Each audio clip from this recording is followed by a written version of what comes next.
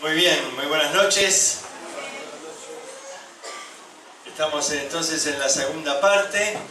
Vamos a seguir hablando entonces empezamos en la hora anterior, por si alguno no estuvo, hablando de 2 Corintios, y vamos a estar hablando del ministerio, en qué consiste nuestro servicio a Dios.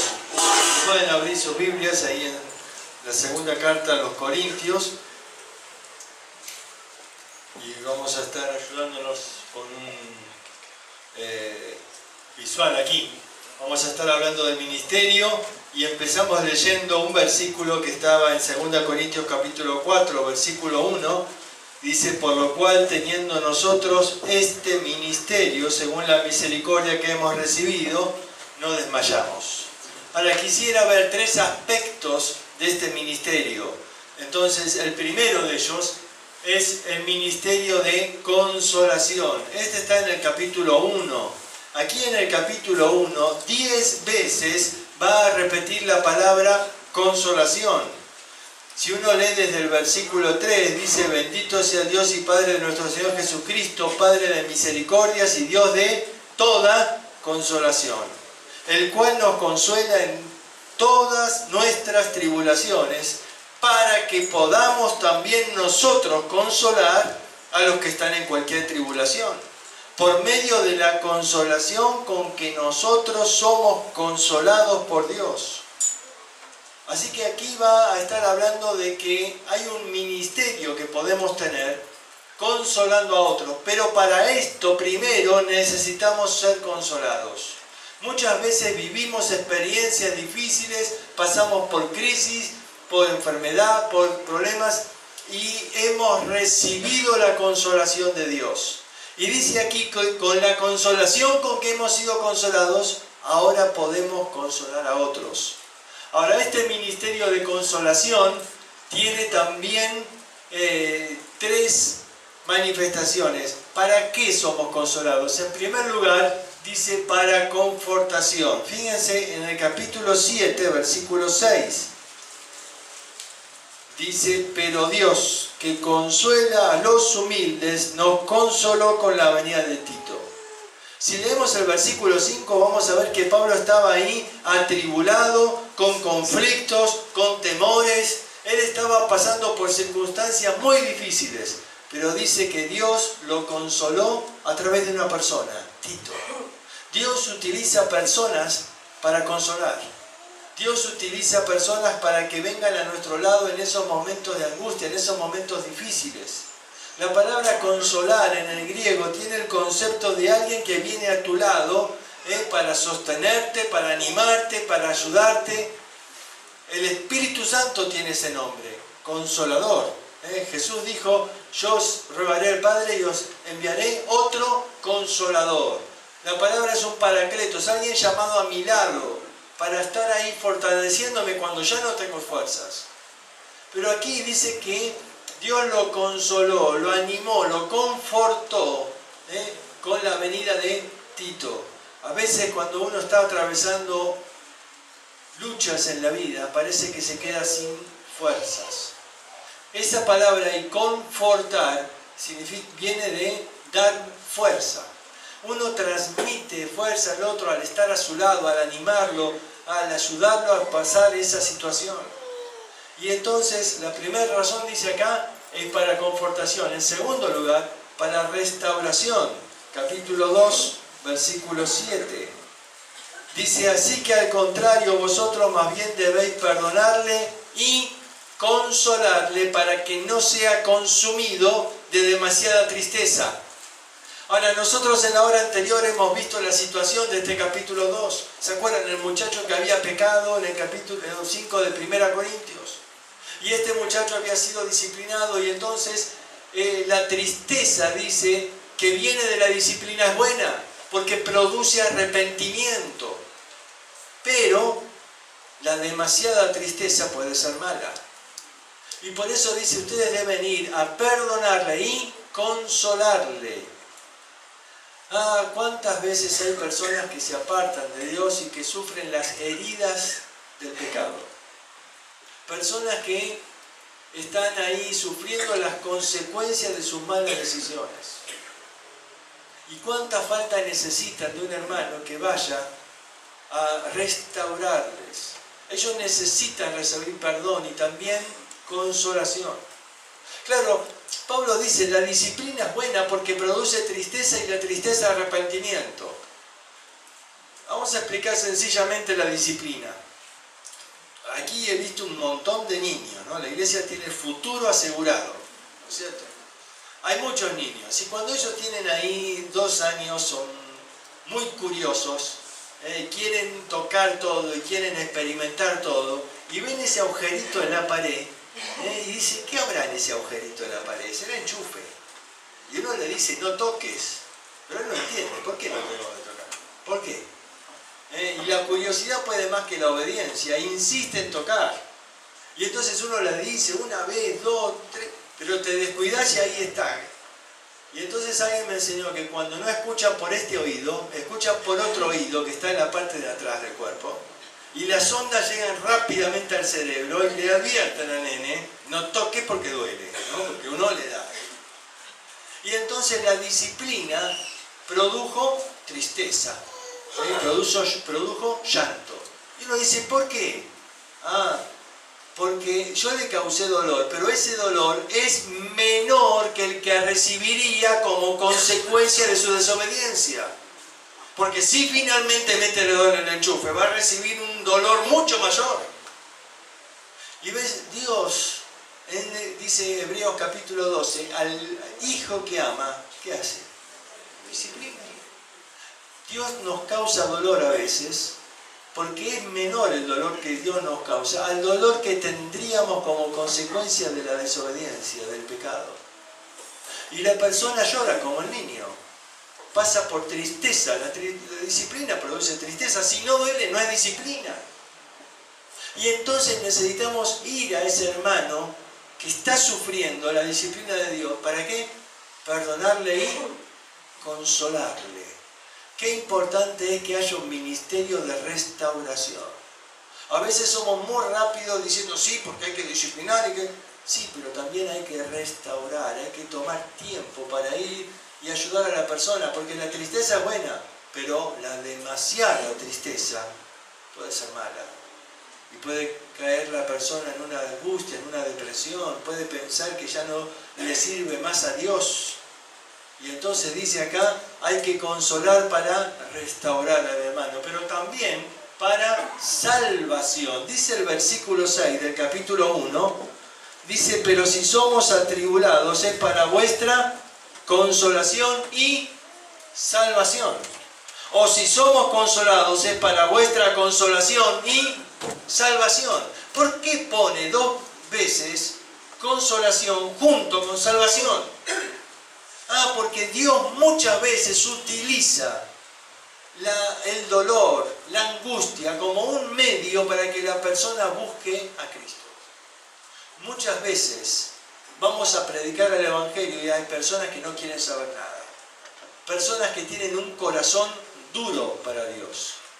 Y como dice Romanos capítulo 3, a veces parece que no hay nadie que busque a Dios.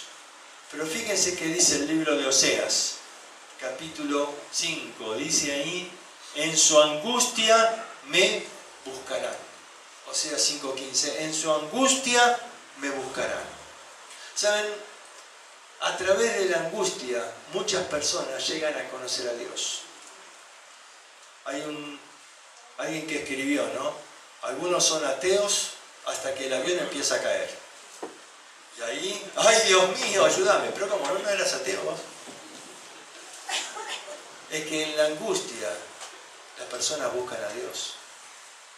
Y a veces insistimos predicándole a alguien, pero no sienten necesidad de Dios. Dicen, no, déjame que estoy bien. Sí, pero hay un momento en la vida donde en su angustia dice, me buscarán. Y necesitan que alguien vaya y les consuele en la angustia y les predique el Evangelio. Y el corazón en ese momento está abierto a recibir a Cristo. Hace un tiempo, años atrás, estuvimos con mi esposa unos años pastoreando una nueva iglesia que comenzaba. Y alguien nos llamó para visitar un matrimonio que le habían dado la noticia terrible que su hijito de 5 años estaba con leucemia. Le fuimos a ver al hospital. El cuadro fue terrible. El hombre arrodillado, llorando ante la cama del hijo. La mujer acostada en la cama de al lado, retorciéndose del dolor en su estómago por los nervios. Nos pusimos junto a ellos para consolarles, para animarles, para orar con ellos y para predicarles el Evangelio. Y de pronto ellos aceptaron a Cristo como Salvador. Y Dios comenzó a obrar un cambio en sus vidas. Un cambio tremendo. ¿Saben? A través de la enfermedad ellos llegaron a conocer a Cristo. ¿Te das cuenta? En el momento de la angustia, dice, en su angustia me buscarán. Ahora, hace falta personas dispuestas a ir a consolar. Miren, muchas veces hay personas que dicen, cada vez la gente está más dura, cada vez es más difícil, no quieren venir a la iglesia, están siempre ocupados, el materialismo, no todos quieren ganar más dinero, y quieren esto, y quieren lo otro. Pero ¿has probado de ir a predicar a un hospital? ¿Has probado de ir a predicar a aquellos que están atravesando por angustia? Porque en ese momento las personas están dispuestas a venir a Cristo. En su angustia me buscarán. Fíjense, hay un ejemplo ahí de Job. Job tuvo 3 amigos que fueron a intentar consolarle. Pero parece que le empeoraron la cosa. Cada vez que hablaban, le acusaban, le criticaban. Y Job dijo así, muchas veces he oído cosas como esta, consoladores molestos sois todos vosotros. No sabían consolarle. ¿Saben por qué no sabían consolarle? Porque ellos no habían pasado por la escuela del dolor. En cambio Job dice, pero yo os alentaría con mis palabras, la consolación de mis labios apaciguaría vuestro dolor. ¿Saben? Muchas veces hay personas que no saben consolar. No saben consolar. Van a un hospital y no saben qué decirle a la persona. Quizás porque todavía no has pasado tú por ese tiempo. Por eso Pablo dice, con la consolación que hemos sido consolados, ahora estamos capacitados para consolar a otros. Fíjense, acá, Jesús, Él sufrió nuestros dolores. Dice ahí, pues en cuanto Él mismo padeció siendo tentado, es poderoso para socorrer a los que son tentados. Quiero mostrárselos en otra versión.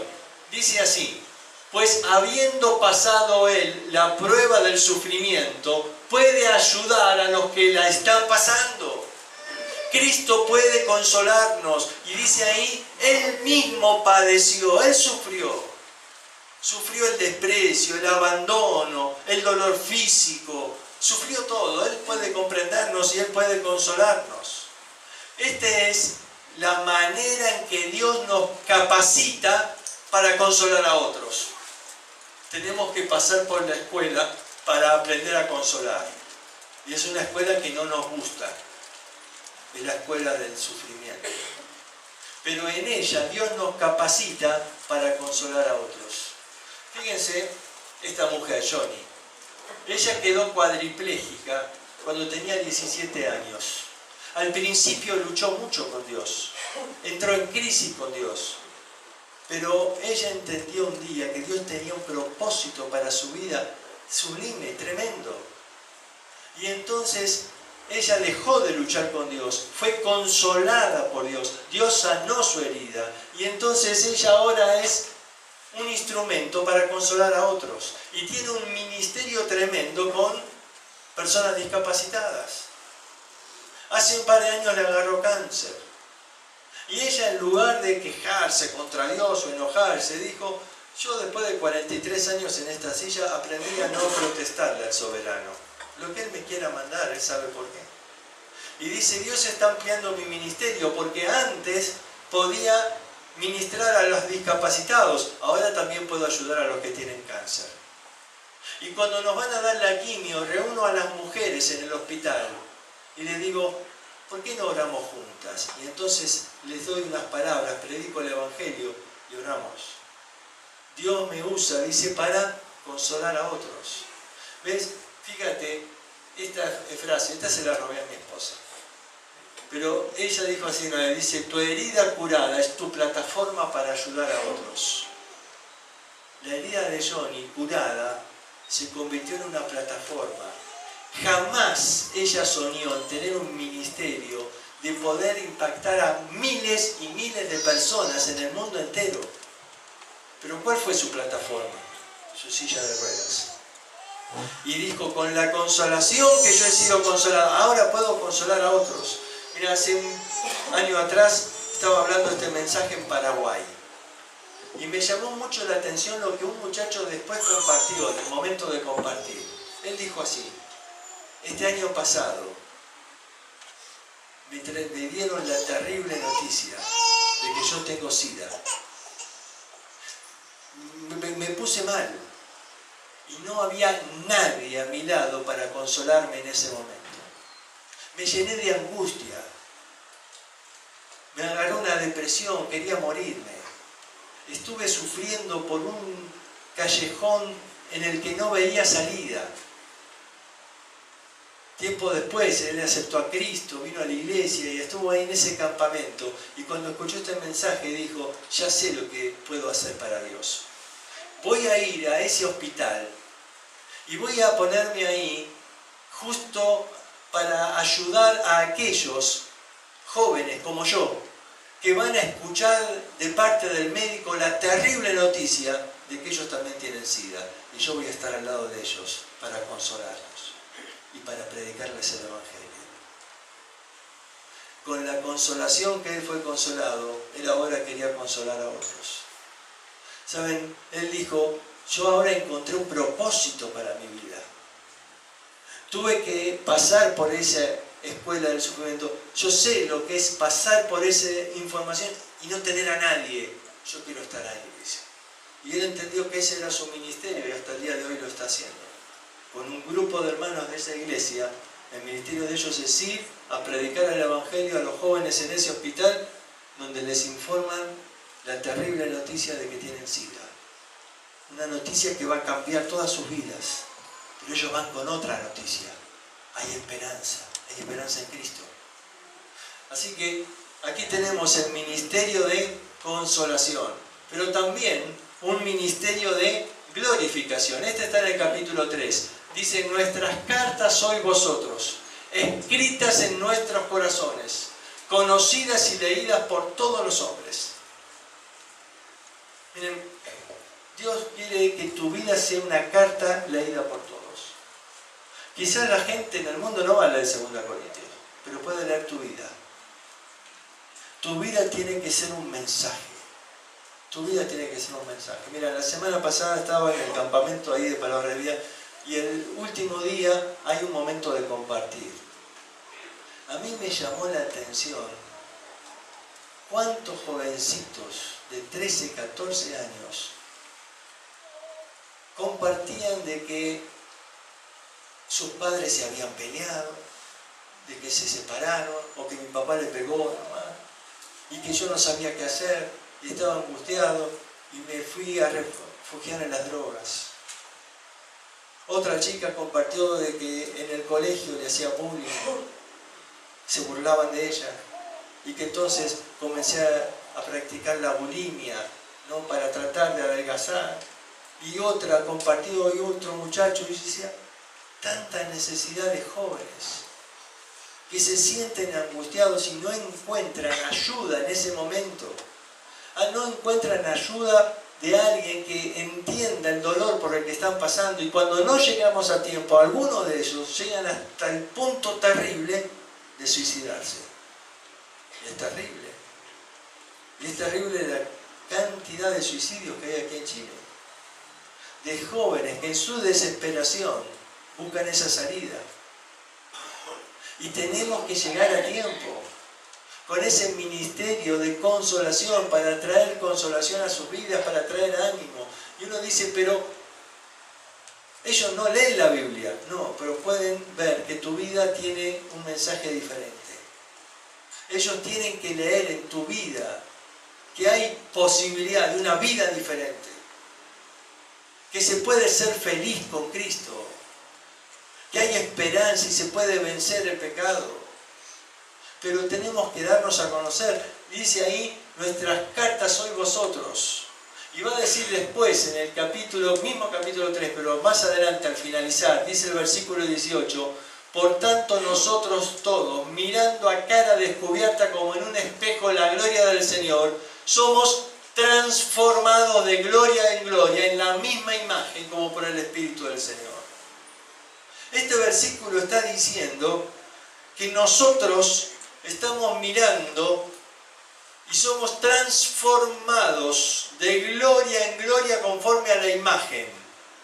¿Cuál es la imagen? La imagen de Cristo. Y dice que nosotros vamos adquiriendo la imagen de Cristo. Dios va obrando en nuestra vida. Y vamos transformándonos de gloria en gloria. Y vamos adquiriendo esa imagen. Y dice ahí, mirando a cara descubierta como en un espejo. En otra versión dice, reflejando como en un espejo la gloria del Señor. Reflejando la gloria del Señor. ¿Cómo es este ministerio de glorificación? ¿Cómo puede glorificar a Dios? A veces pensamos, glorificar a Dios es pasar acá adelante y cantar. Bueno, es muy lindo cantar. No necesariamente eso glorifica. Puede glorificar a Dios a través del canto, sí. ¿Y cómo puedo entonces glorificar a Dios? Y orando y diciendo, Señor, seas glorificado. A ver si entendemos el concepto. En la Biblia, la gloria de Dios es ilustrada como una luz brillante, como el sol. En el Antiguo Testamento se llamaba la Shekinah, la luz que resplandecía en el templo. Es una luz. Ahora, el mundo está en tinieblas, pero Dios es luz. Pero el mundo está en tinieblas. Ahora, fíjense, este cuadro. Suponete que está el sol ahí, y yo voy y lo quiero iluminar con una linterna. Ahora, ¿el sol tiene más luz que antes? No, es absurdo. El sol tiene toda la luz, una linterna no le agrega luz al sol. Bueno, yo no puedo agregarle gloria a Dios. Dios tiene toda la gloria. Ni le puedo quitar gloria a Dios. Yo no puedo ponerle una cortinita al sol. Pero imaginen lo siguiente, que hay una cueva, un lugar en tinieblas. La luz del sol no entra ahí. Está en completa oscuridad. Y yo tomo un espejo y hago reflejar la luz del sol y la hago entrar ahí a las tinieblas. Ilumino el lugar. Ahora hay luz donde antes no la había. ¿Aumenté la luz del sol? Bueno, en un sentido la luz del sol sigue siendo la misma, pero en otro sentido, ahora hay luz donde antes no la había. Eso es glorificar a Dios. A ver, el mundo está en tinieblas y dice este pasaje que Dios quiere reflejar en nuestra vida los atributos de Dios. La gente tiene que ver el amor de Dios en tu vida. La gente tiene que ver características de Dios en nosotros. Reflejamos la luz de Dios a las tinieblas en el que está el mundo. Eso es glorificar a Dios, es reflejar los atributos. Por eso dijo Jesús, en esto conocerán que son mis discípulos, en que se aman unos a otros, como dijimos antes. Uno cuando va reflejando la santidad de Dios, el amor de Dios, la paz de Dios, cuando va reflejando sus atributos, el mundo va viendo a Dios en nuestra vida. Eso es el ministerio de glorificación. Y dice ahí, nosotros tenemos que mostrar a Cristo. Esa es nuestra tarea, tenemos que mostrar a Cristo a este mundo. Vamos al siguiente. Es el ministerio de reconciliación. Esto está en el capítulo 5. Y en el capítulo 5 va a decir ahí, y todo esto proviene de Dios, quien nos reconcilió consigo mismo por Cristo y nos dio el ministerio de reconciliación. Acá está el ministerio de reconciliación. ¿En qué consiste? Dice así, así que somos embajadores en nombre de Cristo, como si Dios rogase por medio de nosotros, os rogamos en nombre de Cristo, reconciliaos con Dios. Nuestro ministerio, dice, es llevar al mundo un mensaje de reconciliación. Y dice entonces que somos embajadores. Y cuando uno escucha que es un embajador, generalmente encontramos que pone esta cara, esta actitud, así, ¿no? Dice, soy un embajador, ¿no? Tratame con más respeto, que soy un embajador. Algunos no han malentendido esto. En aquel tiempo, ser un embajador no es lo mismo que ahora. ¿A quién le gustaría ser un embajador? A mí me encantaría, ¿no? Te pagan mucha plata para estar en otro país sin hacer nada, trabajás poquito, ganás mucho, sería buenísimo ser embajador. Pero en aquel tiempo no era lo mismo. En aquel tiempo la tarea del embajador era poco distinta, era mucho más difícil. En aquel tiempo, fíjense, en la Biblia la palabra embajada o embajador la encontramos en Lucas. Y dice así, y si no puede, cuando el otro está todavía lejos, le envía una embajada y le pide condiciones de paz. ¿De qué está hablando? Está hablando ahí del ejército.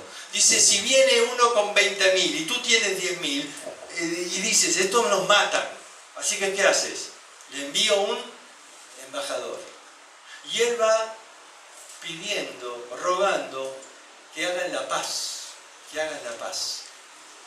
Si el otro ejército no quería hacer la paz, ¿qué hacían con el embajador? Lo cortaban en pedacitos, lo ponían en una caja y decían, acá está nuestra respuesta. Así que la tarea del embajador no era fácil. A mí no me gustaría ir ahí a... El Imperio Romano, ellos habían conquistado muchas partes del mundo. Y cada pueblo le tenía que pagar un tributo. Y había a veces un pueblo que se rebelaba y decía, nosotros no pagamos más. Entonces el rey, ¿qué hacía? Dice, mando al ejército. Bueno, mandar el ejército a veces es muy costoso. Hay que pagarle a todos los soldados, hay que pagar el viaje. Entonces, ¿mejor qué hago? Mejor primero mando un embajador. Él tiene que ir a ese pueblo rebelde que no quiere pagar más el tributo y tiene que convencerlos de que se reconcilien con el imperio. Si ese embajador no tiene resultado, entonces sí mando al ejército. Y Dios dice acá, nos envía a nosotros como embajadores con un mensaje a un mundo que está rebelde contra Dios, en rebeldía total. Cada vez es mayor la rebeldía y desafían todas las leyes de Dios, cada vez más.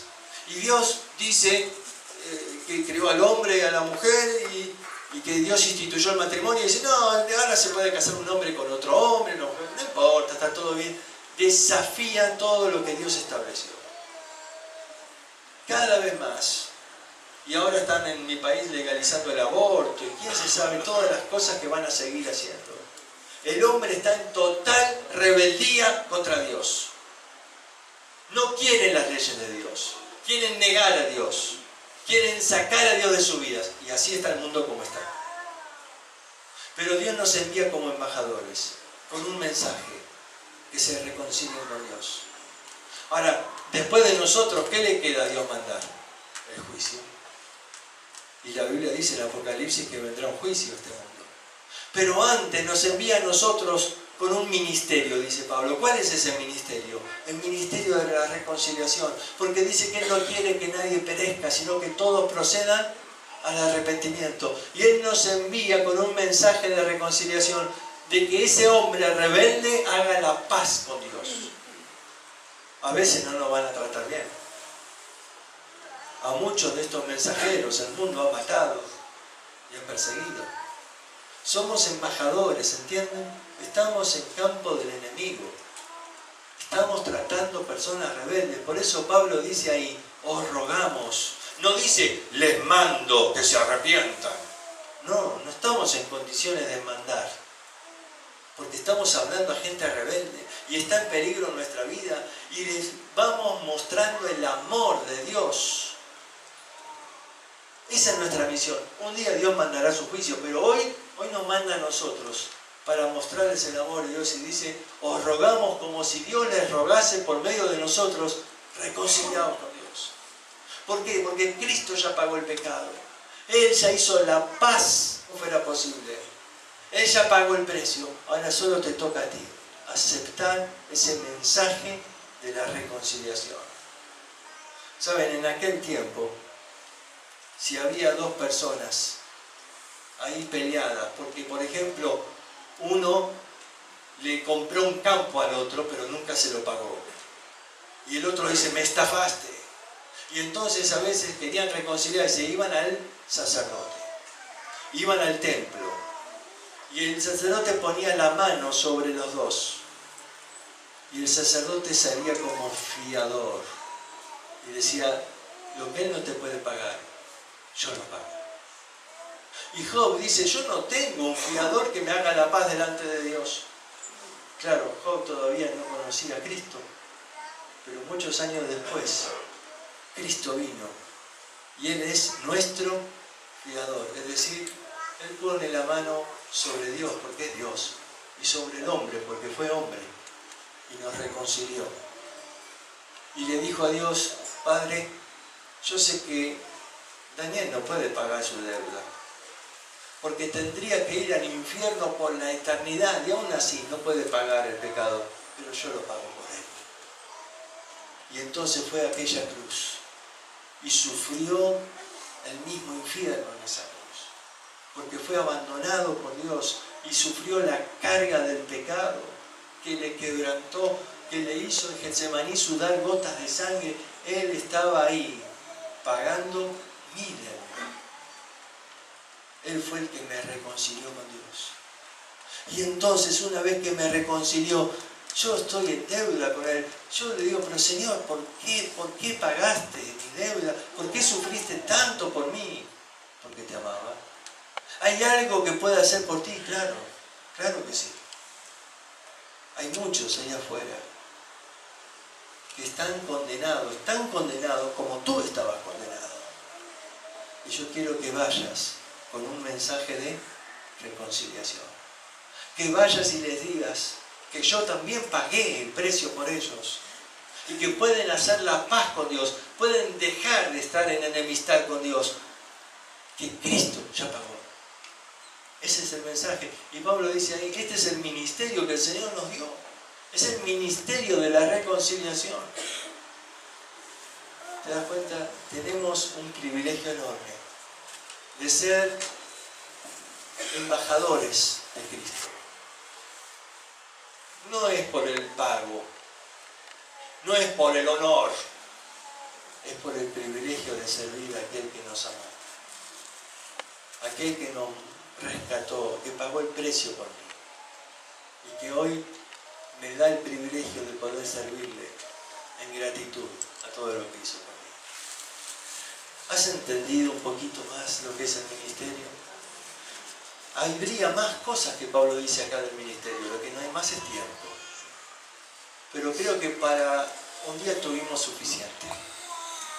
Creo que hemos aprendido que Dios nos quiere usar para el ministerio de consolación, para ir al que sufre, para consolarlo y animarlo. Y si no conoce a Cristo, es una hermosa oportunidad. Quizás alguien se pregunta, ¿por qué yo he tenido que pasar por todas estas cosas que pasé en mi vida? Quizás porque Dios te quiere usar ahora, con personas que están pasando por circunstancias iguales a las tuyas. Quizás en la escuela en la que Dios te entrenó y te capacitó y ahora te quiere usar. Todos tenemos el ministerio de glorificación, glorificar a Dios en la vida. ¿Cómo le glorifico? Reflejando a Cristo, mostrando el carácter de Cristo, mostrándole al mundo que Cristo es real, mostrándole al mundo que vale la pena vivir para Cristo, que no necesito ensuciarme con el pecado para buscar felicidad, que Cristo es todo en mi vida. Y tenemos un ministerio de reconciliación, llevando el mensaje de paz a aquellos que están rebeldes contra Dios. Vamos a orar.